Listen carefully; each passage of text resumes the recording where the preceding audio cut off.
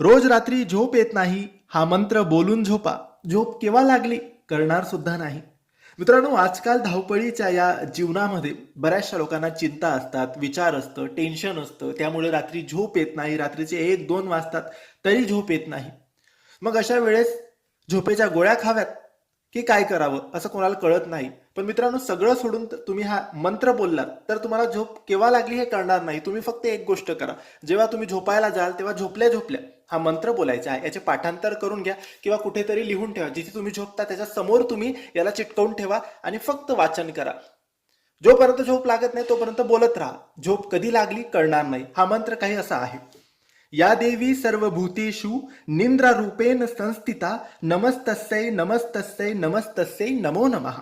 अगदी सोपा मंत्र आहे. याचा स्क्रीनशॉट काढून घ्या, भिंतीवर लिहून ठेवा किंवा पाठांतर करा आणि रोज रात्री अवश्य बोला. श्री स्वामी समर्थ.